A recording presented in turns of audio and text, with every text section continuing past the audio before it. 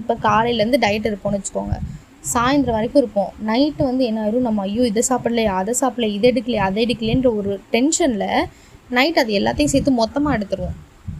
இப்போ ஒரு நாளைக்கே நம்ம ஒரு 2000 கலோரி சாப்பிட்றோன்னா காலையிலேருந்து கண்ட்ரோல் பண்ணி ஒரு 1500 கலோரி சாப்பிட்டு ஒரு 500 கலோரி நீங்கள் ரிமைனிங் வச்சுருப்பீங்க. இது சாப்பிடல அது சாப்பிடல நைட்டே 2000 கலோரி சாப்பிட்றவங்க இருப்பாங்க.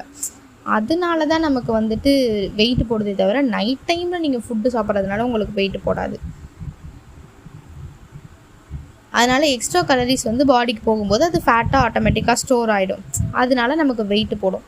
இதுக்கு நீங்கள் என்ன பண்ணலாம் அப்படின்னா, நைட்டு வந்து லைட்டாக சாப்பிடுங்க. ரொம்ப ஹெவியான கார்பு, ரைஸு, பிரியாணி, ஃப்ரைட் ரைஸ் அந்த மாதிரி ஹெவி கார்ப்ஸாக சாப்பிடாமல் லைட்டான கார்ப்ஸ், இல்லை கார்ப்ஸே இல்லைனாலும் ப்ரோட்டீன், வெஜிடபிள்ஸ் அந்த மாதிரி ஆட் பண்ணி சாப்பிட்டீங்க அப்படின்னா உங்களுக்கு வந்து நீங்கள் நைட்டு சாப்பிட்டாலுமே உங்களுக்கு வெயிட் போடாது. உங்கள் டைஜஸ்டிவ் சிஸ்டம் கொஞ்சம் ஸ்லோவாக இருக்கிறதுனால உங்களை நைட்டு வந்து ஹெவி ஃபுட்ஸ் சாப்பிடாதீங்க அப்படின்றது சொல்லுவோம். ஸோ ப்ராப்ளம் வந்து நைட்டு கிடையாது, ஓவர் ஈட்டிங் தான். ஸ்மார்ட்டாக சாப்பிட்டு ஃபாலோ பண்ணிக்கோ. பாய்.